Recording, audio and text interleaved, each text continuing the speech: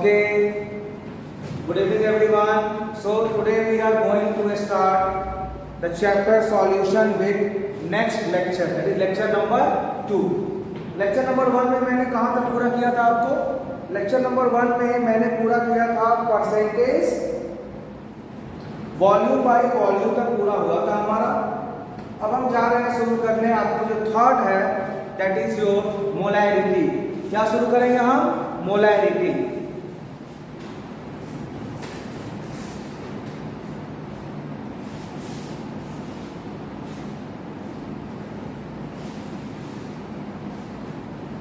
जिसका सिंबल होता है कैपिटल एम. ऑलमोस्ट आपको पता होगा ही.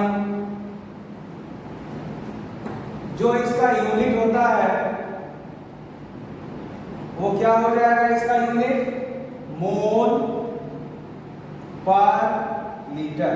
क्या होगा यूनिट? मोल पर लीटर. अब मोलैरिटी क्या होता है आपको थोड़ा बहुत आइडिया तो होगा ही. Number of moles dissolve per litre of solution. मैं क्या बोल रहा हूं पहले सुनो. Number of moles dissolve per litre of solution. क्या सबको समझ में आया कि नहीं? तो हम क्या बोलेंगे? Molarity is defined as number of moles of solute dissolve per litre of solution. Dissolve per litre of solution. हमने क्या बोला? Number of moles of solute dissolve per litre of solution. क्या आपको समझ में आया कि नहीं? तो इसका फॉर्मूला क्या हो जाएगा? जो कैपिटल एम मोलैरिटी है ये हो जाएगा आपको number of moles of solute divided by volume of solution in liter. ये आपका हो गया जनरल फॉर्मूला. क्या सबको समझ में आया?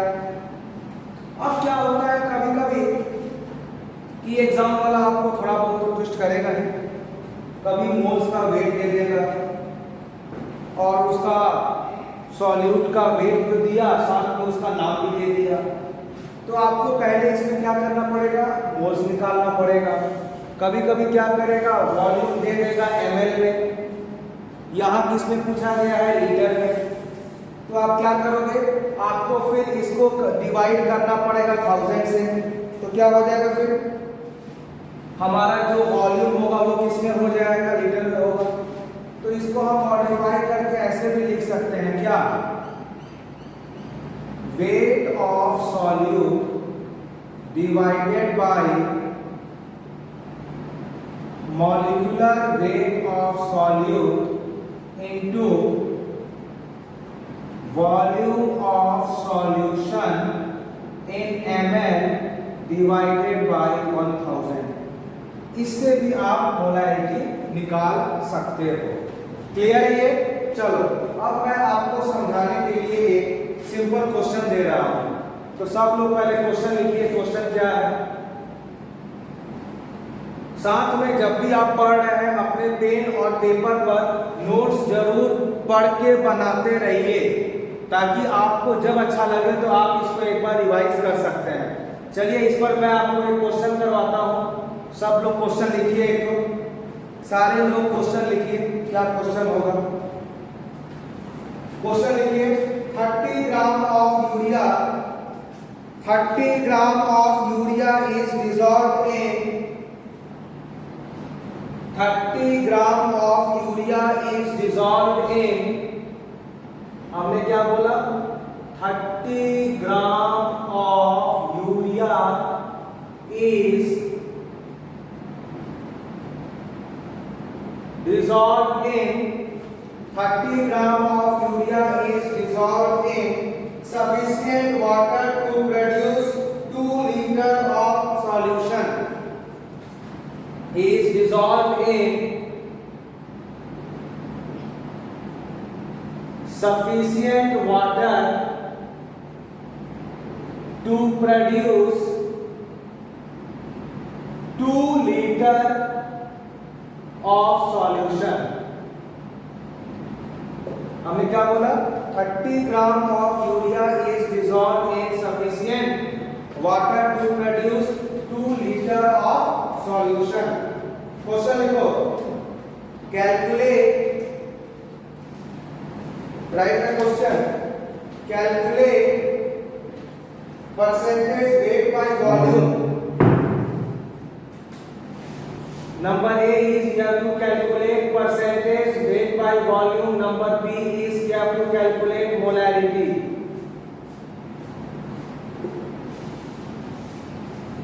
जिनको ये क्वेश्चन समझ में आ गया, वीडियो को पॉज करें. बिना ट्राई किए हुए आप हमारा सॉल्यूशन नहीं देखोगे. पहले आपको ट्राई खुद करना है, तब आप हमारा सॉल्यूशन को देखोगे. इसके लिए क्या करोगे? वीडियो को यहाँ पर आप पॉज करोगे. चलो हम बात करते हैं. हमसे पूछा गया है परसेंटेज वेट बाय वॉल्यूम. तो क्या होगा ये परसेंटेज वेट बाय वॉल्यूम? इसका आपको हम मीनिंग बताएंगे. इसका मीनिंग क्या होगा? इस सिंबल का मीनिंग क्या होगा? अमाउंट ऑफ सॉल्यूट या weight of solute dissolve in 100 ml of solution. तो what is your amount of solute? 30 gram. सबको क्लियर है? वॉल्यूम क्या दिया है? 2 लीटर. लेकिन यहां पर हमें लेना पड़ेगा ml में. क्यों? क्योंकि इसका मीनिंग ही होता है wait of solute dissolve in 100 ml of solution. तो यहां क्या होगा? 2 litre into 1000.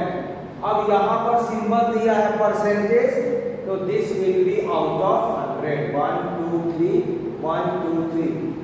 Your percentage weight by volume is 1.5. सबको समझ में आ गया? अब हमसे ये A हो गया, this is my A. अब B क्या पूछा है हमसे? What is the molarity? तो बेटा मोलारिटी क्या होगा? हम ये वाला फॉर्मूला यूज करेंगे क्योंकि हमें रेट ऑफ सॉल्यूट दिया हुआ है. What is my rate of solute given in the question? 30. What is my molecular weight of solute? ये पूछा गया है. आपको पता है सर कि एमोनिया का फॉर्मूला क्या होता है? NH4CO NH2CO NH2. जब इसका मास निकालोगे तो 60 आएगा. तो इसका मास हो गया 60 into volume of solution in litre. कितना दिया गया है? 2. 1/2. कितना आएगा ये? ये आपका आ जाएगा 1/4 मोलैरिटी. ये आपको इस क्वेश्चन का आंसर है. क्या सबको समझ में आ गया? समझ में आ गया. फिर हम लोग आगे प्रोसीड करते हैं. क्लियर है? एक बार आप क्वेश्चन को देख लो कैसे बनाए हैं. कोई दिक्कत हो आप हमें कमेंट में पूछ सकते हैं.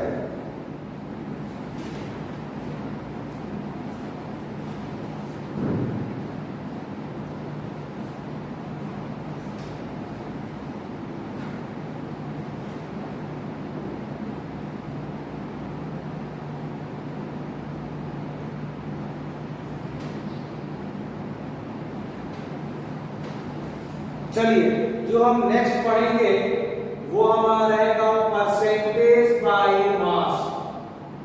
My next topic is percentage by mass.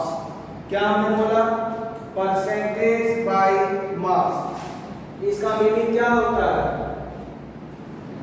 Percentage weight by weight. This is equal to weight of solute divided by weight of solution into 100. और इसको हम कैसे डिफाइन करेंगे? इसको अगर हमें डिफाइन करना होगा तो इसको हम क्या बोलेंगे? weight of solute dissolved in 100 gram of solution. हम क्या बोल रहे हैं? Wait of solute dissolve in 100 gram of solution. क्या सबको समझ में आया कि नहीं? यस और नो? तो अगर मान लीजिए ये हमारा एक फार्मूला, कभी कभी क्या होता है कि ये वाला फार्मूला को फिर से वो ट्विस्ट थोड़ा बहुत कर सकता है, जो आपको समझ में आना भी चाहिए। क्या ये वेट ऑफ सॉल्यूशन को वो ऐसे भी लिख सकता है? क्या wait of solute divided by weight of solute plus weight of solvent into 100। कभी कभी वो ये वाला फॉर्मूला भी आपको यूज कर सकता है। क्लियर है? सबको समझ में आया? चलो अब इस पर हम लोग एक क्वेश्चन प्रैक्टिस करेंगे ताकि आपकी कॉन्सेप्ट और क्लियर हो जाए। यस और नो? चलो तो आप एक क्वेश्चन लिखो, 5 मोल्स ऑफ ग्लूकोज। क्वेश्चन लिखिए आप, 5 moles of glucose, 5 moles of glucose are dissolved in 2 liters of water, are dissolved in 2 liters of water, 5 moles of glucose are dissolved in 2 liters of water, full stop. If the density of the resulting solution, if the density of the resulting solution, if the density of the resulting solution is 1.5 gram per ml, is 1.5 gram per ml, then calculate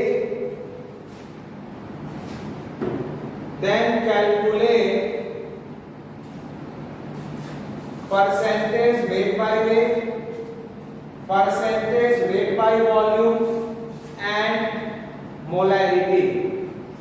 question क्या दिया गया है? 5 moles of glucose are dissolved in 2 liters of water if the density of the resulting solution is 1.5 gram per ml, then calculate percentage weight by weight, percentage weight by volume and molarity। Solve करो video देखे।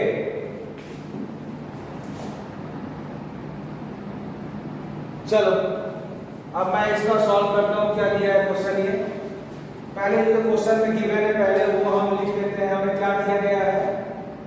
Moles of glucose, जो हमारा moles of glucose दिया गया है ये कितना दिया गया है? 5। मुझे पता है कि what is the weight of glucose. बेटा ग्लूकोज का वेट कितना होता है? सबको बताया थे हम। कितना होता है वेट ऑफ ग्लूकोज?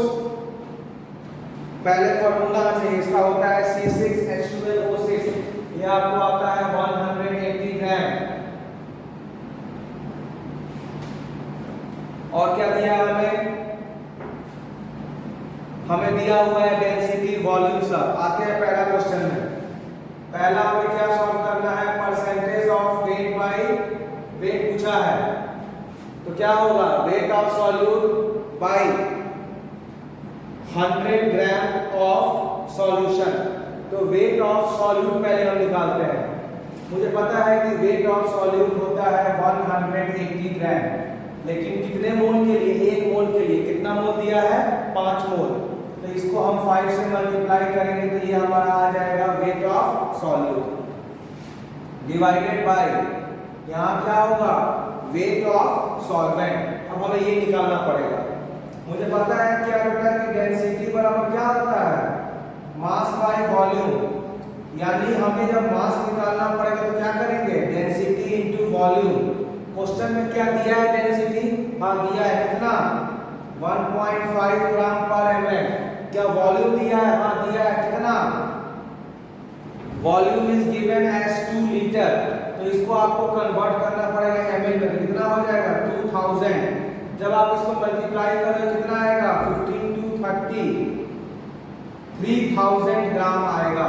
तो यहाँ what is the weight of solution, this will be 3000 gram into ये क्या है परसेंटेज है, तो ये हो जाएगा आउट ऑफ 100, 1 2 1 2 1 1 कैंसिल, 3 6 18 समथिंग, ये आपको सॉल्व करने पर आ रहा है 30%। जो आपसे पूछा गया है वेट बाय वेट वो कितना आ गया आपका 30%। सेकेंड आपसे क्या पूछा गया है percentage weight by volume, percentage weight by volume क्या होता है, wait of solute dissolve in 100 ml of solution. क्या हमारा वेट ऑफ सॉल्यूट रहेगा 188 मोल का है, क्वेश्चन में कितना मोल दिया गया है 5 मोल, ये हमारा हो गया क्या sir wait of solute. Volume of solution in ml, कितना वॉल्यूम दिया गया है 2 litre, I1 in ml multiply by 1000, यहाँ दिया हुआ है परसेंटेज मल्टीप्लाई बाय 100, 1 2 1 2 1 1 2 1 2 9 18, कितना आ रहा है ये आपको आ रहा है 45%। थर्ड आपसे क्या पूछा गया है, you have to find molarity, number of moles, कितना मोल्स दिया है 5, volume of solution in litre कितना दिया गया है 2, सॉल्व करोगे तो क्या आ जाएगा 2.5 मोलैरिटी।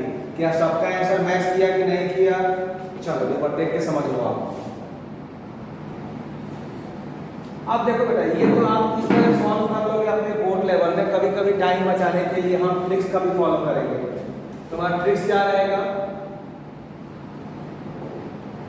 कि जो आपका परसेंटेज वेट बाय वॉल्यूम होगा वो क्या हो जाएगा आपका percentage of weight by weight into density.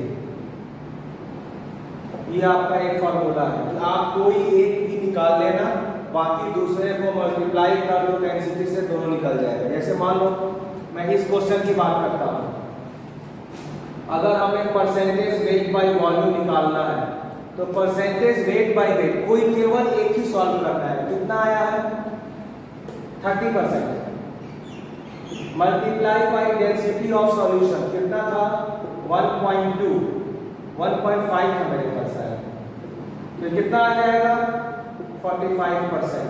क्या मेरा आंसर आया कि नहीं? तो ये आप एग्जाम में फॉलो कर सकते हो टाइम सेविंग के लिए। क्लियर है? एक बार देख लो इसको। अगला जो हम जा रहे हैं पढ़ने वो हमारा रहेगा mole fraction. My next topic will be mole fraction, जिसका सिंबल हम इस तरह दिखाते हैं, जिसका हम सिंबल इस तरह से दिखाते हैं। तो इसको हम क्या बोलते हैं बेटा मोल फ्रैक्शन? पहले हम समझते हैं मोल फ्रैक्शन होता क्या है। जैसे मान लो आपने अगर ये एक कंटेनर लिया, तो समझ में आ रही है क्या बोल रहे हैं, और इसमें अगर आप कुछ सब्सटेंस ले रहे हो, जो आपका सब्सटेंस है, मान लो आपने यहां ले लिया A B C D E, ठीक है, समझ में आ रही है।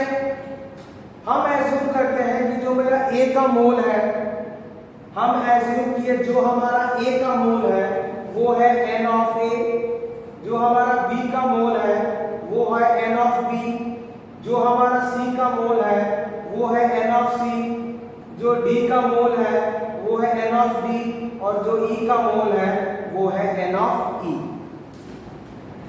अब हम बात करेंगे, ठीक है, ये तो हम समझ में आ गया। अब हम पूछे कि what is the mole fraction of A. Symbol है मोल फ्रैक्शन, लिख दिया ए मींस ए का पूछा गया, तो क्या होगा ये नंबर ऑफ मोल्स ऑफ ए।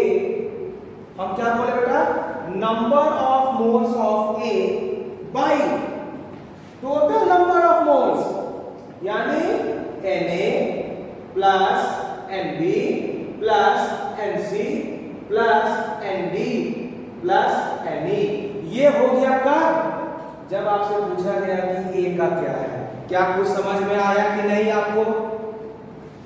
चलो एक और समझते हैं। मान लो आपसे पूछे बेटा कि x mole fraction of b क्या होगा, तो क्या होगा n ऑफ b, जिसका पूछे वही ऊपर जाएगा। जैसे यहां a का पूछा तो number of moles of a गया, अगर यहां b का पूछा तो number of moles of b। क्या आपको समझ में आया कि नहीं? नीचे क्या होगा, moles of all the components present in the solution. क्या होगा ये, n of a plus n of b plus n of c plus n of d plus n of e। क्या समझ में आपको आया कि नहीं? एक और लेते हैं, मान लीजिए आपसे हम c का पूछें तो आप लिखना भी सीख गए, c मतलब मोल फ्रैक्शन, यहां c होगा तो ऊपर क्या लेंगे, number of moles of c divided by नीचे क्या होगा, moles of all the components, मतलब number of moles of a, number of moles of b, number of moles of c, number of moles of d, number of moles of d। इस तरह से हम corresponding सबका मोल question में निकाल सकते हैं, लेकिन इसको निकालने के लिए पहले आपको मोल निकालने आना एकदम परफेक्ट आना चाहिए, हाँ कि ना? चलो यहां तक सोचता हूं। अब आप ये बताओ कि हम मोल को डिफाइन कैसे करेंगे? कोई बताओ, how can I define mole? क्या कोई बोल सकता है? अरे कोई तो बोलो, लिखो, mole fraction is defined as, mole fraction is defined as ratio of moles of substance to the total number of moles present. तो हम क्या बोलेंगे कि mole fraction is defined as ratio of mole of substance to the total mole of substance present in the solution। क्या आपको समझ में आया कि नहीं आया? अरे हाँ कि ना? चलो अब इसके बाद जो हम नेक्स्ट आपको जा रहे हैं बताने वो रहेगा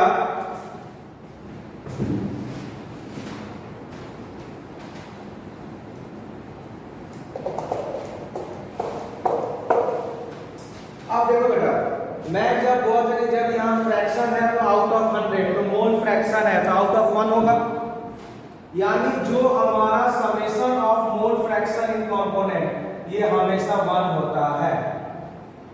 मोल फ्रैक्शन का जो मैक्सिमम वैल्यू होता है वो 1 होता है।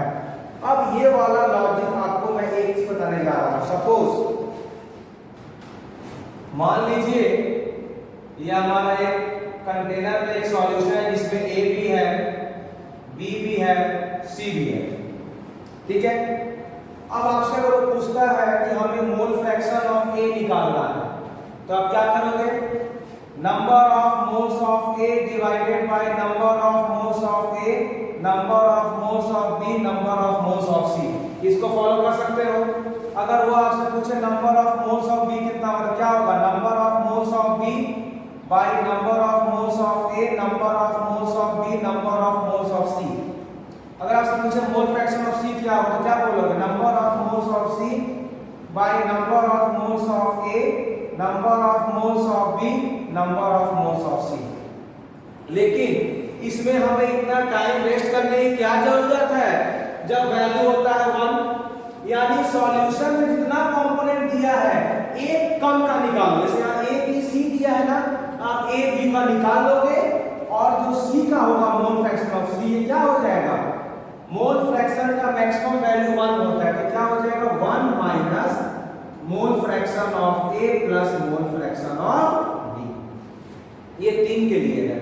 मान लो मैंने एक और सॉल्यूशन लिया जिसमें केवल 2 कंपोनेंट है तो क्या करोगे, पहले आप मोल फ्रैक्शन ऑफ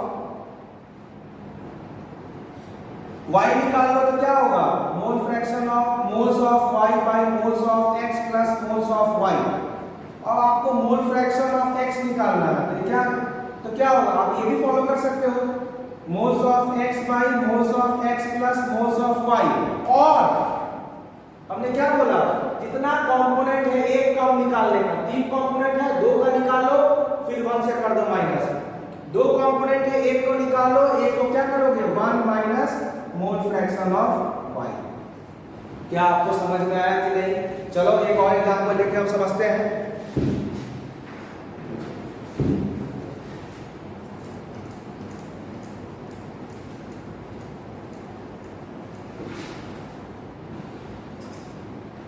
मान लो मेरा एक और सॉल्यूशन है जिसका हमने ले लिया alpha, beta, gamma, theta, delta.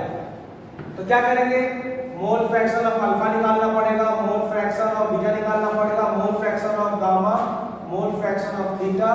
और जब आप डेल्टा निकालोगे तो क्या कर दोगे 1 minus mole fraction of alpha, mole fraction of beta, mole fraction of gamma, mole fraction of theta. ये आप फॉलो, जितना कंपोनेंट दिया रहेगा एक कम का ये आपको निकालना पड़ेगा बार बार। उम्मीद करेंगे सबको समझ में आया। अरे आपको बोलते क्यों नहीं हो, समझ में आया कि नहीं?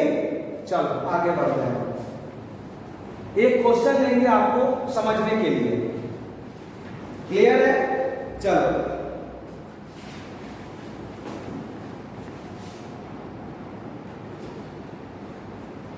अब जैसे मान लो आप लोग से एक हम लॉजिक क्वेश्चन पूछते हैं कि अगर मोल फ्रैक्शन हमें 0 दिया है और अगर मोल फ्रैक्शन 1 दिया है, दोनों का मीनिंग क्या होगा?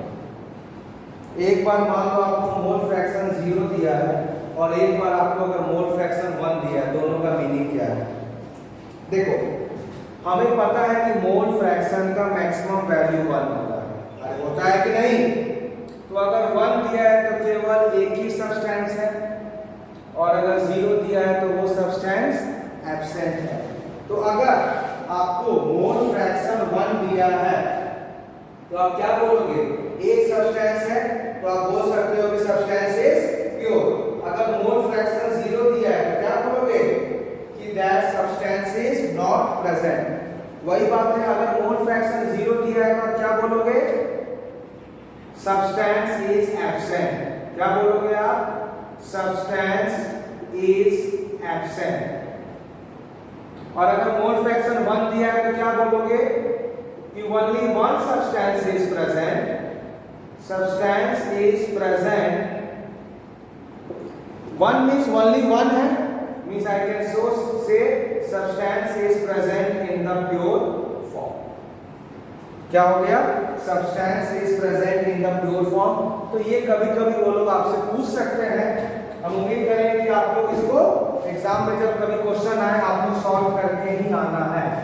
हम कुछ न्यूमेरिकल्स आपको सॉल्व करवाते हैं ताकि आपकी कॉन्सेप्ट क्लियर हो मोल फ्रैक्शन पर। क्वेश्चन लिखिए आप, 30 gram of urea is dissolved in 45 gram of water. Right the question. 30 gram of urea is dissolved in 30 gram of urea is dissolved in 45 gram of water, is dissolved in 45 gram of water. Calculate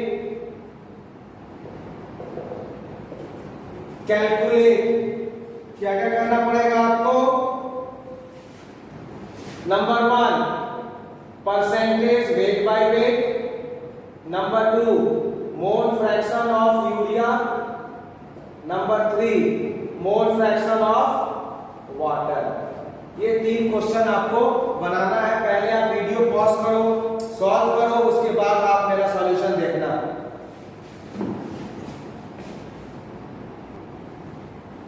चलो solve करते हैं बेटा। पहले काम मान लो अगर पहला solve करें हम, क्या बोला है, परसेंटेज वेट बाय वेट। इसका मीनिंग क्या होता है, wait of solute divided by weight of solution into 100 question में कोई सॉल्यूशन नहीं दिया है तो हमारा फॉर्मूला क्या बन जाएगा, wait of solute divided by weight of solute plus weight of solvent into 100।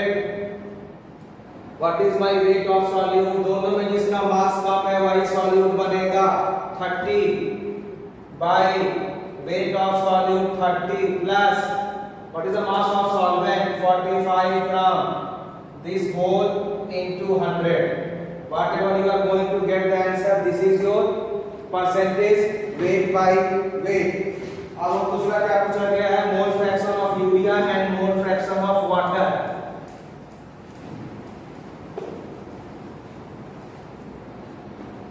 तो अगर हमसे पूछा जाए कि what is the mole fraction of urea, तो क्या हो जाएगा, number of moles of urea divided by number of moles of urea plus number of moles of water.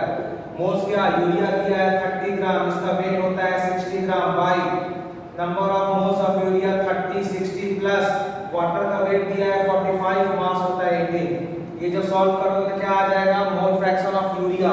और जब हमें मोल फ्रैक्शन ऑफ वाटर निकालना, हम अभी सिखाए थे, दो सब्सटेंस हो, एक का निकालो, दूसरा क्या कर दो 1 minus mole fraction of urea.